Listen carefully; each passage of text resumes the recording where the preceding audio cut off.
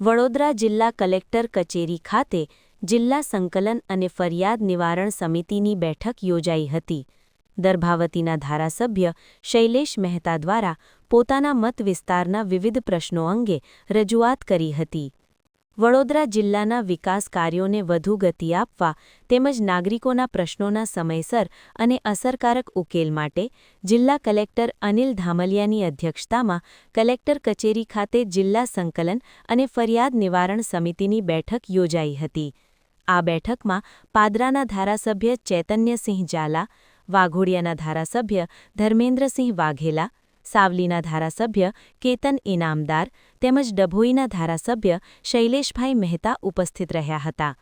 બેઠક દરમિયાન ધારાસભ્યશ્રીઓએ પોતાના મત વિસ્તારના નાગરિકોના વિવિધ પ્રશ્નો અને વિકાસલક્ષી કામો અંગે રજૂઆત કરી હતી. ડભોઈના ધારાસભ્ય શૈલેષભાઈ મહેતા દ્વારા સંકલનની બેઠકમાં કરેલ રજૂઆત સંદર્ભે જણાવ્યું હતું કે વડોદરા જિલ્લા અને ડભોઈમાં જન્મ-મરણના દાખલા બાબતની ફરિયાદ આવે છે, જે બાબતનો સવાલ હતો. સાથે સિટી સર્વે મામલે રજૂઆત હતી કે ડભોઈમાં 2004માં જે આગ લાગી હતી અને એના પછી અમુક લોકોને પ્રોપર્ટી કાર્ડમાં નોંધણી નથી થતી, એ બાબતની રજૂઆત કરી હતી કે જેમાં કોઈ રસ્તો કાઢો જેથી નોંધણી થઈ શકે. ડભોઈ તાલુકામાં ભિલોડા ગામ આવેલ છે અને ભિલોડિયા ગામથી હેરણ નદી પસાર થાય છે. હેરણ નદીના સામેના કાંઠે 700 વીઘા જેટલી ખેડૂતોની જમીન છે. પાણી વારંવાર છોડવાથી અવરજવરમાં તકલીફ પડે છે. એ બાબતે રસ્તો કાઢવા બાબતે ચર્ચા કરી છે. ડભોઈ તાલુકાના જે 4 પંચાયતના કામોમાં ખાતમુહૂર્ત થયા છે, પછી કોન્ટ્રાક્ટરો કામ બંધ કરી દીધા. કામ જ નથી કર્યું. અધિકારી ફોન કરે તો ફોન નથી ઉપાડતા. એ કામ બીજા પાસે ચાલુ કરાવી જે કોન્ટ્રાક્ટરો હતા તેને બ્લેકલિસ્ટ કરવાની માંગણી કરી હતી. અણખોલ ગામને મંજુસર પોલીસ મથકની હદના બદલે કપુરાઈ કે બાપોદ પોલીસ હદમથકમાં લેવામાં આવે. પેટ્રોલિંગ વધારે તેવી રજૂઆત કરી હતી. કરનાળી એક ઘાટની વારંવાર રજૂઆત સંકલનમાં થાય છે. કન્સલ્ટન્ટ માટે ટેન્ડર બહાર પાડ્યું છે, પણ કામો બાબતે ટેન્ડર બહાર પાડ્યું નથી, તેની પણ રજૂઆત કરી હતી. મારે વડોદરા જિલ્લામાં ને ખાસ કરીને ડભોઈમાં જન્મ-મરણના દાખલાઓ બાબતની નોંધણી બાબતની જે ફરિયાદો આવે છે એ બાબતનો સવાલ હતો. સાથે સિટી સર્વે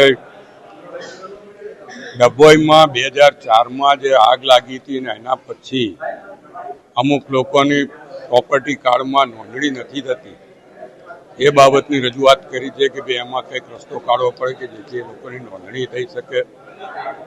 આગ લાગી કે પ્રોપર્ટી ધારકોની કોઈ વાત નથી.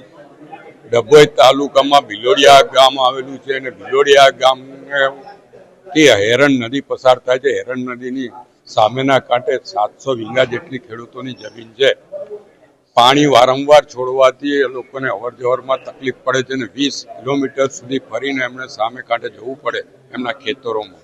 તો એના માટે કંઈક રસ્તો કાઢવો જોઈએ, એ બાબતની ચર્ચા કરી છે. ડભોઈ તાલુકામાં જે 4 પંચાયતોના કામ ખાતમુહૂર્ત અમારા હાથે ધારાસભ્ય તરીકે કરવામાં આવ્યા પછી કોન્ટ્રાક્ટરે કામ બંધ કરી દીધા અને કામ જ નથી કર્યું. અને અધિકારીઓ ફોન કરે તો પણ ફોન નથી ઉપાડતા.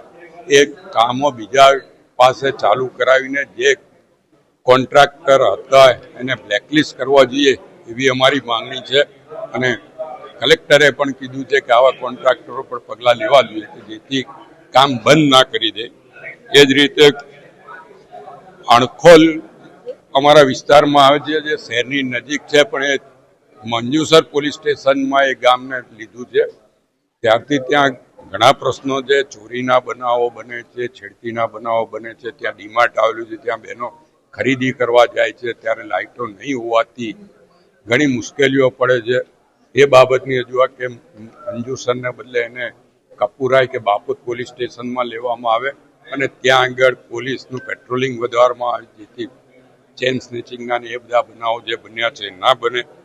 અને ખાસ કરનાળીના જે ઘાટ છે નર્મદા નદીનો, જેની વારંવાર વર્ષોથી રજૂઆત કરવામાં આવે છે, એ બાબત હજુ સુધી કન્સલ્ટન્ટ નીમવા માટે ટેન્ડર બહાર પાડવામાં આવ્યા છે, પણ કામો બાબતનું ટેન્ડર બહાર નથી પાડ્યું. ત્યારે એની રજૂઆત કરી છે. તાત્કાલિક કામ ઘાટોના કરવામાં આવે અને જેથી લોકોને જે આપણા વડાપ્રધાન જ્યારે મુખ્યમંત્રી હતા ત્યારે એમનું સપનું હતું એ સપનું પૂરું કરવામાં આવે એવી અમે રજૂઆત કરી.